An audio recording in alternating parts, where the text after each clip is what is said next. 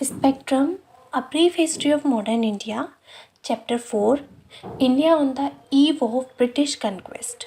The first half of the 18th century saw the decline of the mighty Mughals, who had been the envy of their contemporaries for almost 2 centuries. The region of Aurangzeb, 1658 to 1707, proved to signify the beginning of the end of Mughal rule in India. It is argued that Aurangzeb's misguided policies weakened the stability of the state and the decline gained monument after his death due to wars of succession and weak rulers. Though Muhammad Shah ruled for a long spell of 29 years, 1719 to 1748, a revival of the imperial fortunes didn't take place as he was an incompetent ruler. Muhammad Shah's region witnessed the establishment of the independent states of Hyderabad, Bengal, Awadh, and Punjab. Several local chiefs began to assert their independence, and the Marathas began to make their bid of inherit the imperial mantle. Challenges before the Mughals. External challenges. In the absence of internal strength, the Mughals couldn't put a tough front against external challenge, which came in the form of several invasions from the northwest. The northwestern borders had been neglected by the later Mughals, and not much effort was expended in protecting the border. Nadir Shah, the Persian emperor, attacked in India 1738 to 39, conquered Lahore, and defeated the Mughal army at Karnal on February 13, 1739. Later, Muhammad Shah was captured and Delhi looted and devastated. According to an estimate, apart from the peacock throne and the Kohinoor diamond, 70 crore rupees were collected from the official treasury and the safes of the rich nobles. Nadir Shah gained the strategically important Mughal territory to the west of Indus, including Kabul.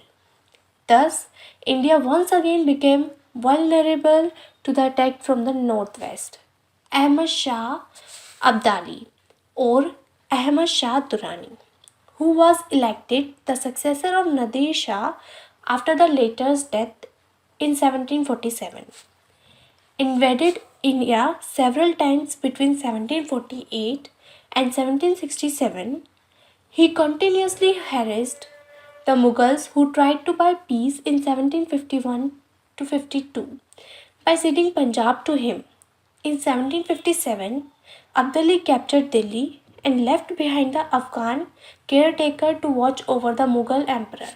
Before his return, Abdali had recognized Alamgir II as the Mughal emperor and the Rohilla chef Nazib-ud-Dowla as Mir Bakshi of the empire, who was to act as personal supreme agent of Abdali. In 1758, Nazib-ud-Dowla was expelled from Delhi by the Maratha chef Raghunath Rao, who also captured Punjab in 1759. Ahmad Shah Abdali returned to India to take revenge on the Marathas. In 1761, Abdali defeated the Marathas in the Third Battle of Panipat. The last of Abdali's invasions came in 1767. Weak rulers after Aurangzeb, an internal challenge. Bahadur Shah won 1709 March 1712. After a nearly 2-year-long war of succession, the 63-year-old Prince Muazzam, the eldest son of Aurangzeb, became the emperor. Taking the title Bahadur Shah, he was later called Bahadur Shah I. He had killed his brothers Muhammad Azam and Kam Baksh in the war of succession. Kafi Khan gave the title of Shah-i Bekhabar to Bahadur Shah. He adopted a pacific policy with the Marathas, the Rajput, and the Jats. Shahu the Maratha prince was released from Mughal captivity and Rajput chiefs were confirmed that their respective states. However, the Sikh leader Banda Bahadur attacked the Muslim in Punjab and hence the emperor took action against him. Bahadur Shah Firn died in February 1712. Jahangir Shah, March 1712 February 1713. With the help of Zulfikar Khan, Jahangir Shah became the emperor. Zulfikar Khan was appointed prime minister. He introduced Izara system to improve the financial condition of the empire. Jahangir Shah abolished Zazia. Farrukhsiyar 1713 to 1719.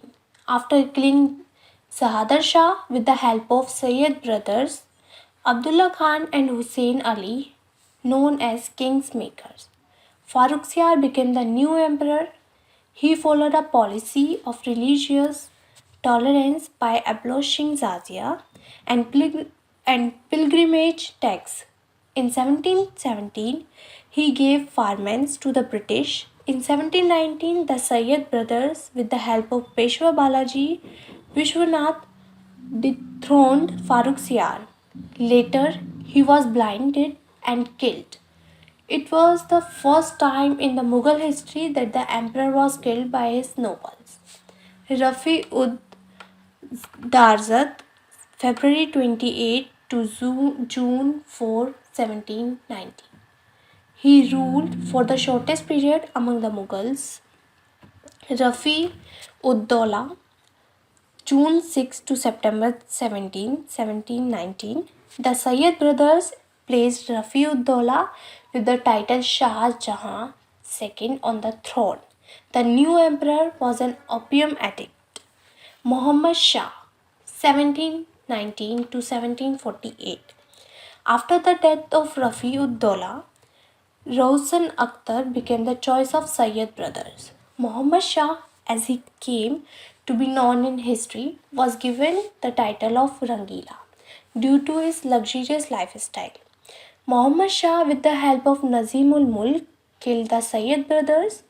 In 1724, Nizamul Mulk became the Wazir and founded the independent state of Hyderabad. In 1737, Bazi Rao I, the Maratha Peshwa, invaded Delhi with a small army of 1500 horsemen in 1739. Nadir Shah defeated the Mughals in the Battle of Karnal and later imprisoned Muhammad Shah and annexed areas west of the Indus into the Persian Empire. Ahmad Shah, 1748 1754. Ahmad Shah was an incompetent ruler who left the state affairs in the hands of Udham Bai, the Queen Mother. Udham Bai, given the title of Kibal I Alam, was a lady of poor intellect who ruled with the help of her paramour Zavid Khan, a noitrous eunuch. Alamgir II, 1754 to 1758. Alamgir II was a grandson of Jahandar Shah. Ahmad Shah Abdali, the Irani invader, reached Delhi in January 1757. During his reign, the Battle of Plassey was fought in June 1757. Shahjahan III, 1758 to 1759. Shah Alam II, 1759 to 1806. His region saw two decisive battles, the Third Battle of Panipat 1761 and the Battle of Boxer 1764. In 1765, according to the terms of Treaty of Allahabad, August 1765, he was taken under the East India Company's protection and resided at Allahabad. Also issued a farman granting to the company in perpetuity the Diwani, the right to collect revenue of Bengal, Bihar and Orissa. In 1772, the Marathas took him to Delhi, where they lived till 1803. In 1803, he again accepted the protection of the English after the defeat of Daulat Rao as India by English. Afterwards, the Mughal emperors became the pensioners of the English. Akbar II, 1806 to 1837, he gave the title of Raja to Ramohan Rai. In 1835, the coins bearing the names of Mughal emperors were stopped. Bahadur Shah II, 1837 to 1857. Bahadur Shah II or Bahadur Shah Zafar being his surname, was the last Mughal emperor. The revolt of 1857 had made a futile attempt to declare him the Emperor of India. He was captured by the English and sent to Rangoon, where he died. In legal terms, the Mughal Emperor came to an end on November 1, 1858, with the declaration of Queen Victoria. Causes of decline of Mughal Empire. Why the Mughal Empire decline has been a subject of debate among historians. Scholarly opinion can be divided along two broad lines: those who view the matter as generally empire related, and those who regard the developments as region related. The empire related or Mughal centric views sees the causes of the decline within the structure and functioning of the empire itself. The region-related view finds the causes of Mughal decline in the turmoil and instability in the different parts of the empire. The decline was due to both aspects. The process of disintegration of Mughal Empire began during the reign of Aurangzeb, but it picked up monument only after his death, 1707. At his death, conditions were not such that the process of decline could not be checked. Although Mughal authorities was challenged by several chiefs and rulers, none could assert independence in the face of imperial might. The Sikhs, Marathas, and Rajputs didn't possess the capacity to overthrow the empire. They merely resisted Mughal power to gain and keep their independence in their respective territories.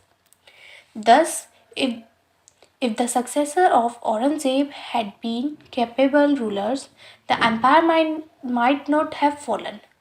Most of the emperors who came after Aurangzeb proved to be incapable, weak, and licentious monarchs who hastened the process of disintegration of the empire and finally its collapse. The major factors which contribute the downfall of the Mughal Empire are discussed below. Shifting allegiance of zamindars. Two classes shared the power of state with the emperor during the medieval period: the zamindars and the nobles. Zamindars were hereditary owners of their lands who enjoyed certain privileges and on hereditary basis and were variously known as Rais, Rajas, Thakurs, Kuts, or Deshmukhs. They occupied an important place in the empire because they helped in the collection of revenue and in local administration, for which they maintained soldiers. Though the Mughals had tried to curb the power of zamindars and maintain direct contact with the peasants, they had not wholly succeeded. During the reign of Aurangzeb itself, there was a marked increase in the power and influence of the zamindars. The biggest fallout of this was that regional loyalties were encouraged. Many local zamindars held the nobility, the other power class within the empire, to take advantage of the weakness of the empire and carve out independent kingdoms for themselves. Zagirdari traces. The nobility comprised people who were either assigned larger jagirs and mansabs or appointed subedars of Mughal subas and given the responsibility of maintaining these. To this class belonged many Rajput rulers, subedars, and Mansabdars. Mughal rule has often been defined as the rule of the nobility because these nobles played a central role in administrating the empire. Although Akbar had provided a well knit organization for them, there was divisiveness among the nobility on the basis of religion, homeland, and tribe, and each category formed a group of its own. Mutual rivalry, jealous, and contest of power among the various groups during the rule of the later Mughals, in the absence of a strong central leadership, not only reduced the prestige of the emperor but also contribute the decline of empire. Rise of regional aspirations.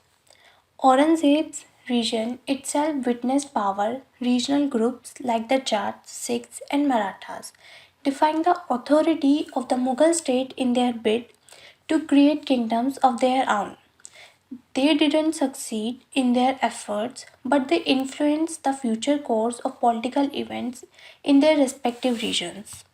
Their continuous struggle against the empire for the political ascendancy weakened the empire considerably.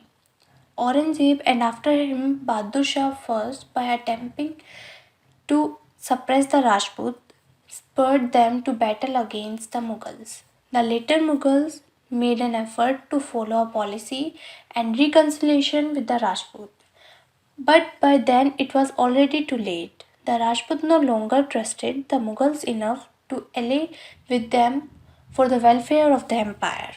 Marathas too were becoming a formidable enemy. Their aim was at first limited only to regaining control over the region of Maharashtra.